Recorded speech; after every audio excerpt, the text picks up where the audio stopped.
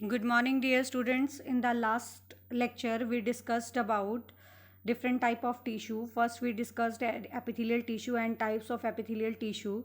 Then we discussed about the connective tissue. Connective tissue के बारे में हमने पढ़ा था areolar tissue. Areolar tissue दूसरा था adipose tissue. Areolar tissue में हमने पढ़े थे areolar tissue, adipose tissue, tendon और ligament. उसके बाद हमने पढ़ा था बोन और कार्टिलेज के बारे में. Now we are discussing with the fluid connective tissue that is blood and lymph. Lymph is not in your syllabus but blood is there in your syllabus. So today we are starting with the fluid connective tissue, that is blood. So let's start the fluid connective tissue. First of all we discuss about the blood. सबसे पहले हम blood के बारे में थोड़ा सा जान लेते हैं. ब्लड क्या होता है? Blood is the fluid connective tissue that is made up of plasma and blood cells. Blood क्या होता है? एक फ्लूइड कनेक्टिव टिश्यू होता है जो किससे बना होता है? That is made up of plasma and blood cells. जो प्लाज्मा और ब्लड सेल्स से बना होता है. ये जो हैं आपकी आरबीसीज हैं. If you see these are the RBCs. दूसरी आपके पास हैं डब्ल्यूबीसी. और जो ये आपको फ्लूइड सा दिखाई दे रहा है, ये ट्रांसपेरेंट सा येलोइश हल्का सा ट्रांसपेरेंट सा फ्लूइड दिखाई दे रहा है, this is called as plasma. तो ब्लड एक फ्लूइड कनेक्टिव टिश्यू है that is made up of plasma and various type of blood cells. Now we discuss about the composition of the blood. Composition of blood के बारे में हम पढ़ते हैं.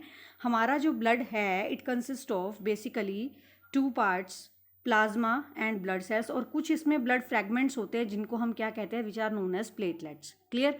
सो सब प्लाज्मा क्या होता है? प्लाज्मा अबाउट 55% हमारे ब्लड का वॉल्यूम कवर करता है. और 45% प्लाज्मा में क्या प्रेजेंट होते हैं?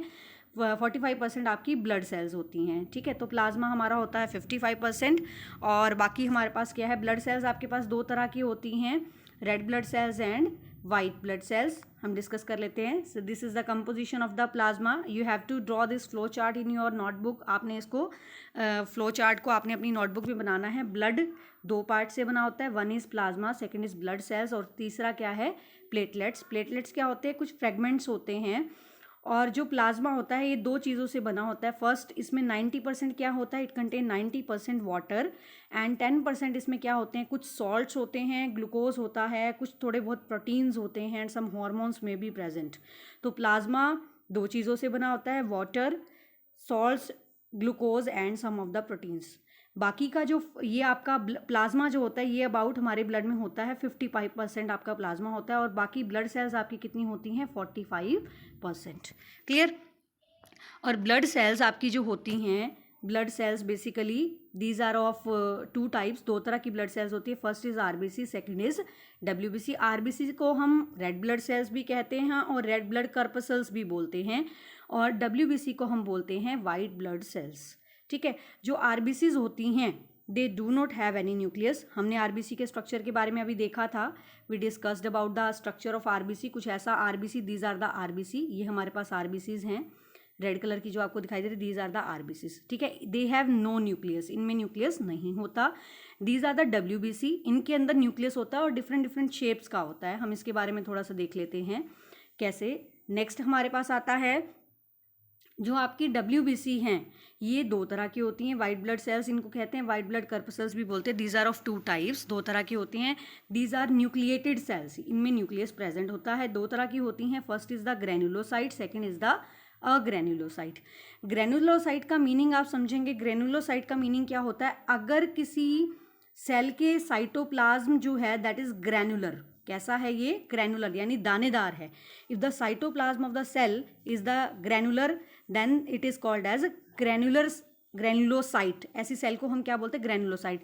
और अगर ये प्लेन है तो उसको क्या बोलेंगे? जब साइटोप्लाज्म में कोई भी ग्रेन्यूल्स नहीं हैं, दाने नहीं हैं, ठीक है, तो उनको हम क्या बोलेंगे? अग्रेनुलोसाइट. तो ये हमारे पास 2 तरह का होता है. ग्रेनुलोसाइट को हम 3 कैटेगरी में डिवाइड करते हैं. पहला है इओसिनोफिल, सेकंड है basophil, third is the neutrophil. Eosinophil, basophil and neutrophil 3 types में हम इनको डिवाइड करते हैं.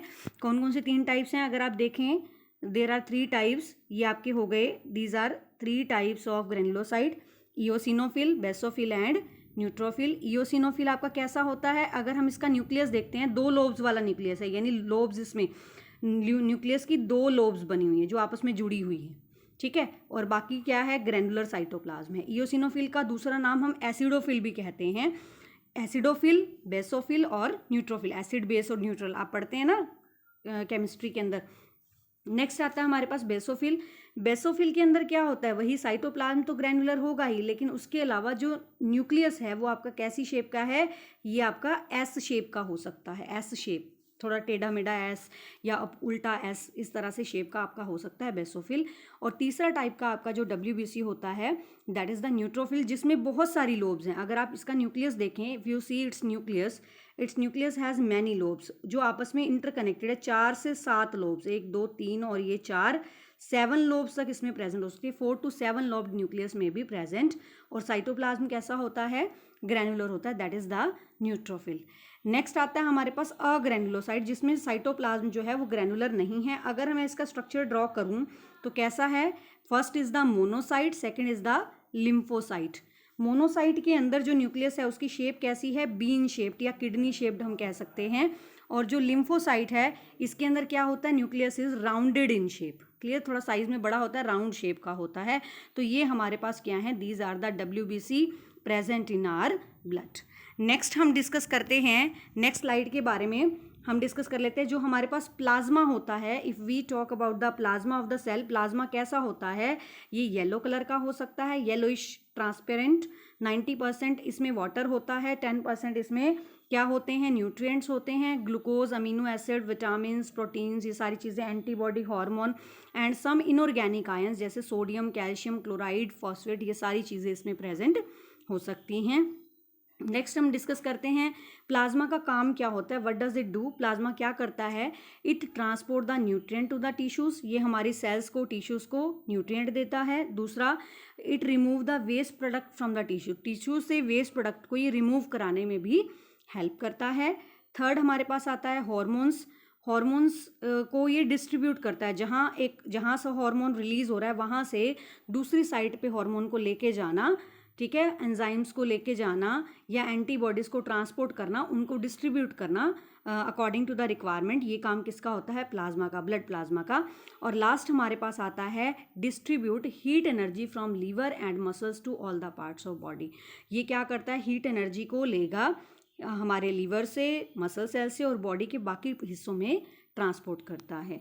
नेक्स्ट आते हैं हमारे पास आरबीसीज। देखो आरबीसीज कैसे होते हैं, if you see these are the biconcave disc shaped cells without nucleus, इनमें न्यूक्लियस प्रेजेंट नहीं होता, क्लियर।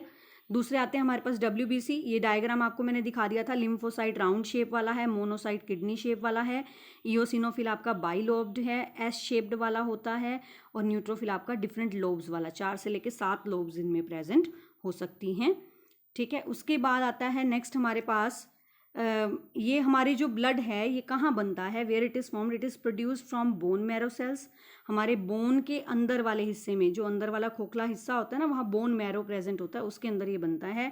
WBC का लाइफ स्पैन किसके ऊपर डिपेंड करता है, कुछ घंटों से कुछ मंथ्स तक हो सकता है, ये अलग अलग WBC के लिए अलग अलग होता है। अगला, ये क्या काम करते हैं WBC, they play vital role in the body defence against disease, ये बीमारी से बचने के लिए हमें प्रोटेक्शन देते हैं, इम्यून सिस्टम हमें प्रोवाइड कराते हैं। दूसरा, एंटीबॉडीज़ बनाते हैं। तीसरा, WBC जो हैं वो वॉल्स ऑफ ब्लड कैपिलरीज में से स्क्वीज़ हो सकते हैं, यानी कैपिलरी में से छन के बाहर आ सकते हैं, ठीक है, हमने कल किया था ना, कैपिलरीज में से छन के बाहर आ सकते हैं, ठीक है, स्क्वीज आउट हो सकते हैं, लेकिन RBC नहीं हो सकते। नेक्स्ट है प्लेटलेट्स, ब्लड का जो पार्ट है प्लेटलेट क्या करती है, ये होते हैं प्लेटलेट्स, ठीक है, these are the very fibre like structures, these are known as platelets. ये क्या करते हैं, these help in clotting of the blood की क्लॉटिंग में ये हेल्प करते हैं। So this is all about the composition of blood, ये हमारे ब्लड की कॉम्पोजिशन है। नेक्स्ट बेटा हम डिस्कस करेंगे इसके फंक्शंस क्या होते हैं, ब्लड के कौन कौन से फंक्शंस होते हैं। सबसे पहले ब्लड का काम क्या होता है, it transport oxygen from lungs to all the parts of body, ये बॉडी के डिफरेंट पार्ट्स में ट्रांसपोर्ट करता है ऑक्सीजन को। दूसरा, इट कंटेन रेड पिगमेंट, इसमें रेड कलर का पिगमेंट होता है जिसका नाम क्या है, हीमोग्लोबिन। अब ये हीमोग्लोबिन क्या करता है, हीमोग्लोबिन हमारी बॉडी में ऑक्सीजन लंग्स से लेता है और पूरी बॉडी को ट्रांसपोर्ट करता है in the form of oxy haemoglobin, ठीक है, और कार्बन डाइऑक्साइड को लंग्स से वापस लेता है और कहाँ पे ट्रांसपोर्ट करता है, हमारे लंग्स के थ्रू, बॉडी से लेता है कार्बन डाइऑक्साइड को और लंग्स में वापस लेके जाता है ताकि कार्बन डाइऑक्साइड हम नोज के थ्रू बाहर निकाल सकें। ठीक है, तो transportation of oxygen and carbon dioxide. दूसरा, आरबीसी आपके बोन मैरो में बनते हैं, 120 डेज इसका लाइफ स्पैन होता है और ये हॉर्मोन्स को ट्रांसपोर्ट करने में हेल्प करता है, फूड को ट्रांसपोर्ट करने में हेल्प करता है। ये सारे फंक्शंस आपके किसके हैं, ब्लड के। क्लियर। नेक्स्ट इसके बाद हम डिस्कस करते हैं blood vessels. These are not actually blood vessels. अब ये फ्लो कहाँ करता है, ब्लड आपका कहाँ पे फ्लो करता है, these are found in the blood capillaries, artery, vein और ब्लड कैपिलरीज। ये आप पढ़ेंगे अपने नेक्स्ट क्लास 10th में। ठीक है, तो इसके साथ ही हमारा जो टॉपिक है वो कंप्लीट हो गया। ये सारा टॉपिक बेटा फंक्शंस ऑफ ब्लड है या डिफरेंट आपके कंपोजिशन ऑफ ब्लड है, ये सारा आपने अपनी नोटबुक पे राइट करना है। Clear. So this completes with your topic and this completes with our connective tissue, and in the next lecture we will discuss about the muscular tissue. Okay, then have a nice day.